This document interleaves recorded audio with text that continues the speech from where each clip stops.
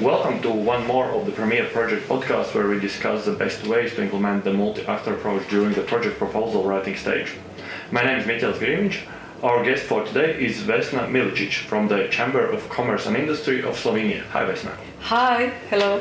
And as usual, we are joined by my colleague from Baltic Studies Center, Anda Adamson-Fiskovic. Hi. Hello, nice to meet you.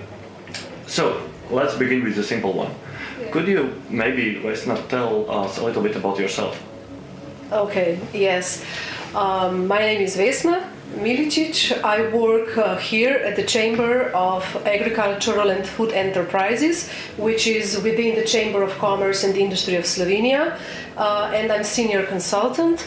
I basically cover the area of fruit and vegetable production, so this is my main area of work. And then I also work on projects such as Premiere as well. So as well as on the European projects, as well as in national projects, we are. So I think nowadays everybody is working on projects, and it's just a normal aspect of everybody's job description. Exactly. You must be in projects. Yeah. But that means that that you could have had experience with multi-actor approach. So maybe you could elaborate what has been your experience with this approach. Okay. Yes. Multi-actor approach. I sincerely got familiar with it when I worked at the faculty, at the biotechnical faculty for 10 years, and there we had a lot of projects which included different various stakeholders. Then I moved to the Ministry of Agriculture, where I was basically in charge of setting up the EIP Agri operational groups. So this was the second, let's say, experience I got considering multi-actor approach, and this one was quite interesting. I was in a way, let's say, setting up the legislation, and doing that you have to know a lot what is behind the scenes. So what actually is multi-actor approach? Who are the stakeholders? And who are you supporting with your legislation and the financial support within the CAP, so Common Agricultural Policy? And when I got the job at the ministry, it was the first time that we started to set up these EIP Agri operational groups in Slovenia. And we were basically at the end of the programming period, so we were really in a hurry to set up everything and to basically see multi-actor approach working in practice in Slovenia. So getting farmers and getting advisors and researchers together, working at one specific, let's say, area or topic. It was quite interesting and quite challenging as well. But this kind of approach, like multi-actor approach, was already there in Slovenia. So the researchers and farmers and advisors were cooperating. I mean, just a quick question there. Yeah. So it's obvious you have very long experience and you have experience from different perspectives. Yes. But then I wonder, we are using nowadays specifically designating multi-actor approach, and we are using this concept. Did you learn about this approach with this concept, or was it just a normal way how to do things, where you bring people together and actually there was no concept attached to that? Yeah, basically it was both. So we were doing that, but we are not aware that we are doing that. So that was the most interesting thing, because it was obvious, I mean, that if you have, as a researcher, some kind of, research idea, you go to the practitioner, so to the end user, and ask him or her, okay, do you think this idea is interesting? And then you're trying to come together and, to make some compromise about how you're going to evolve the idea further on so that it will be most usable for practice. But there is one big challenge, and that is communication. So how to communicate properly as a researcher, to the guy who is, working on the field for the whole of his life, and then trying to explain this to him or to her in very simple way, yeah, so that he will understand what is your aim, and then that you come together at the end. So, maybe then I have a question to Anda actually. So it seems that if you are a practitioner, you are already using this approach and it's normal for you. But then if you are a scientist, as usual, you just try to add a new level for something that's happening. So am I correct in my diagnosis here?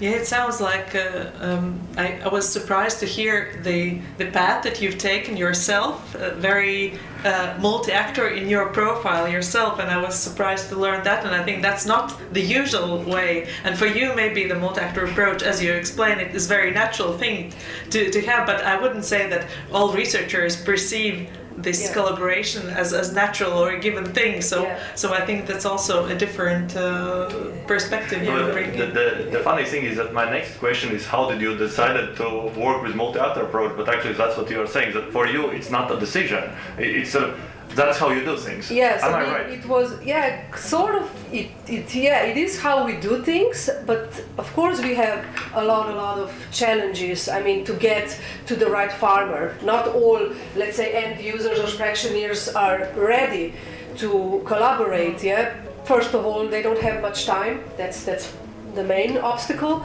And then the second of all is, are they interested let's say, encompass the idea that you have as a researcher, but that was in my previous life as a researcher. But then maybe we could follow slightly this line of thinking. You mentioned already two challenges, finding the right partners and then also convincing that actually the things that you are pursuing is interesting to this group of people as well. Are there any other challenge you would want to flag that might pop up if you're working with this multi-actor approach? For sure. I mean, then when you get your project approved, of course, then the big challenge is how you manage your time. This is because you are not working only on one project as a researcher, so how to find appropriate time, and as well, not only from the researcher perspective, but also from the farmer's perspective, but because he works a lot outside, and there is a really small time window where you can get, let's say, time with him or her to discuss things and making things moving ahead. So, but this is just from the researcher, but from the legislation point of view, it's also interesting because when you are there, when you are working at the Ministry of Agriculture, you know that you have power. Sort of power in terms of making the legislation right and correct and useful for everyone. You have to be really non-biased, and you have to be really objective. So this was also very interesting, how to set up the EIP agri-operational groups, which work in terms of multi-actor approach, of course, because you have different stakeholders with different views, with different expectations. So how you set up the legislation and the legislation framework that it can work for all of them. So, Anda, do you agree that legislation is the key? Well, I think it sets the basis for the framework where we can actually apply the multi-actor approach, but I think there are also many bottom-up processes, and maybe you can, from your experience, reflect on how you have felt that it's not you as a policymaker deciding, but that you feel the demand for some adjustments that need to be made. So the best thing to do that is organizing workshops and interactive discussions with your stakeholders, so that first you present your proposal of the legislation, the framework, and then you discuss it with the stakeholders. And then you, as a legislator, you have to have the right judgment to decide, okay, now we have to take some middle way. No one will be satisfied 100%, right? But at least, in action. Exactly, democracy in action, and you have to fulfill it when you work at the ministry. Yeah, but now for the third time, so let's say my third lifetime, which is here at the Chamber of Commerce and Industry of Slovenia, where we are dealing with also end users and practitioners, which are agricultural and food companies and industry. So they are facing concrete problems, of course, for example, mitigation for climate change, adaptation to climate change, new diseases, new pests coming in.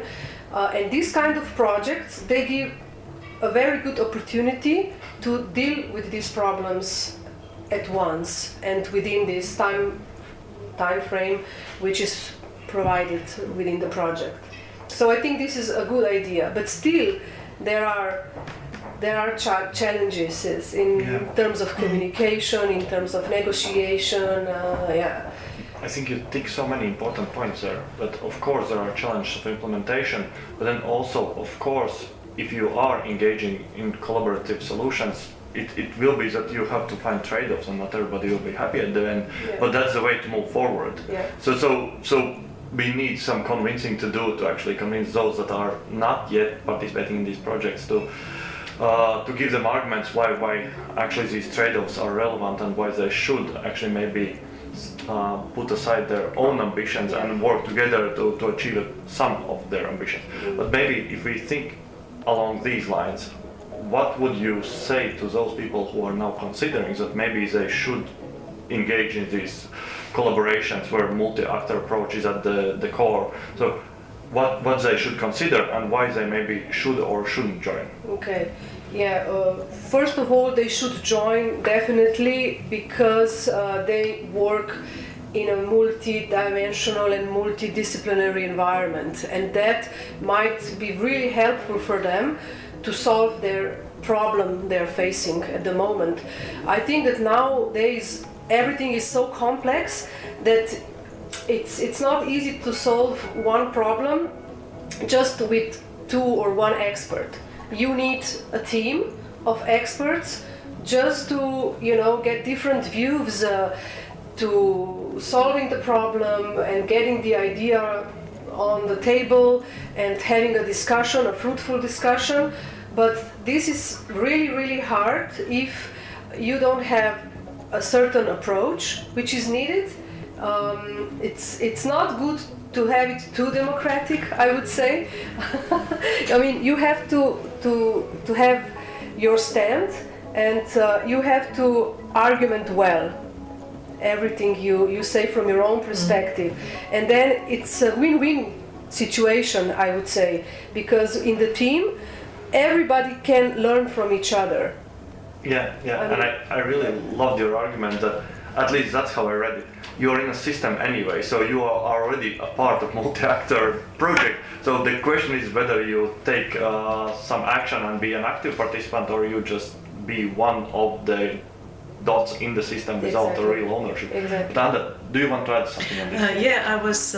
You covered the three groups of multi-actor stakeholders, which are usually the academic partners, industry, and governance. But how about the non-governmental organizations? Have you had experience in collaborating with them, or where do you see their role in the multi-actor approach? Yes, I mean, my concrete experience, but not in a project which covered MAA approach, but when we were setting up the new strategic plan for the Common Agricultural Policy for the new programming period, there we had quite a lot of experiences.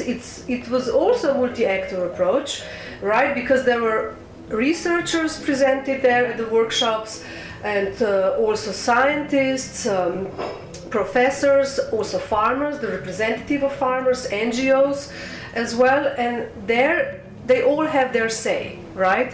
And I would say that at one point it got messy.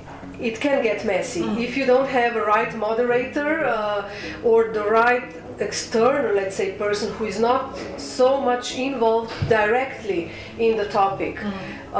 Then I think it might be okay. I mean, it can work.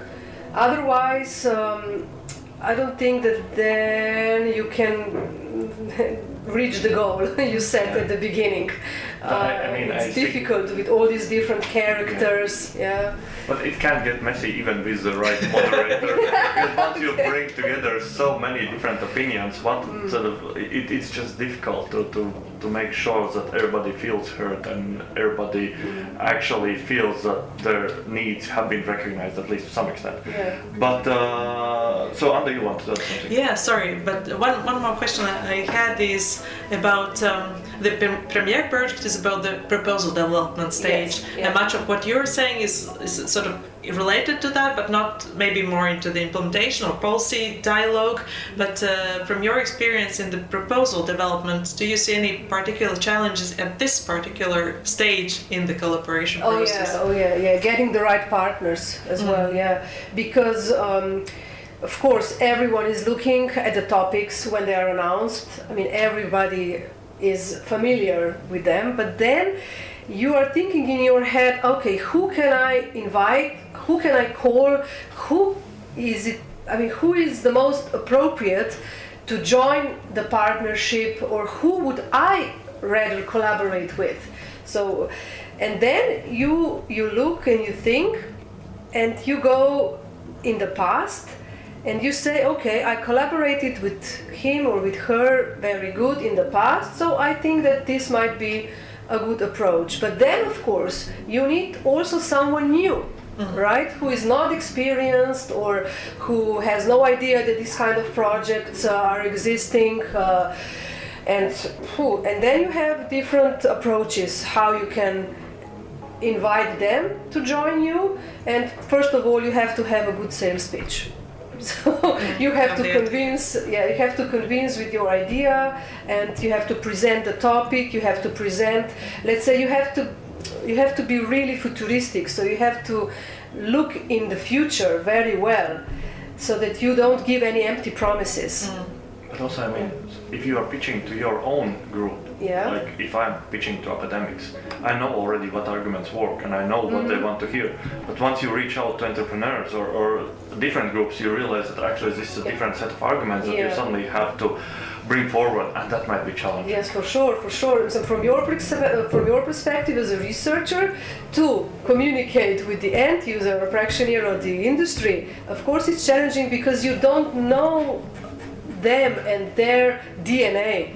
But industry DNA is different than the researcher DNA. So or we the have different advisor's DNA. Yes, if we can call it like that. No, but I think you are onto something, because it's not just about argumentation, it's about how different groups think and what they actually consider as a valuable argument, or the way how you frame the argument. So it's not just about identifying the argument, it's about right way how you bring it forward. So definitely a lot of thinking about pitch. Yeah, of course. You have to have pitch tailored to your end group, or to the group you are referring to, or you are trying to convince to join you on your project consortium. But now maybe slowly closing this discussion, one more additional question about the future of MAA. Yeah. So how do you think, what will happen to this approach? Will it become more relevant, or maybe it will slowly fade away, or something completely different will suddenly appear? Yes, in my opinion, I think that this approach will become even more important in the future. Not that the world nowadays is complex. I think that the world we are seeing in the future will become even more complex. So we would need even more different views and different stakeholders, different opinions to solve our complex problems in a very dynamic world we live in at the moment. So I guess that the MAA approach will definitely get in more important in the future. Maybe they will rephrase it a little bit, but the concept itself, I guess, it will stay and it will become more important. For sure. What you said at the beginning, you don't really need always a concept to work together. No. Even if there won't be a concept, people will still work together. Probably. Exactly. Yeah, because my first encounter with the MAA, I didn't know that it was an MAA. So I was just working like that, and I was working in the environment which worked like that. But then this definition came, and all these 7 rules you have to apply to MAA.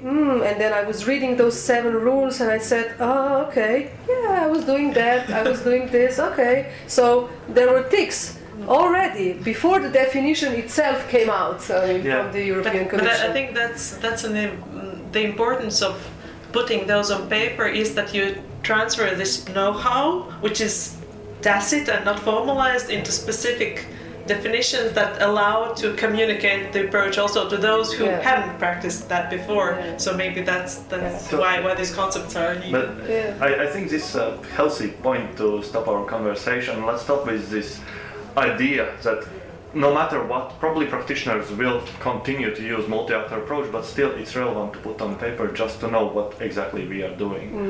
With that being said, thank you, Vesna, for this half an hour of your time.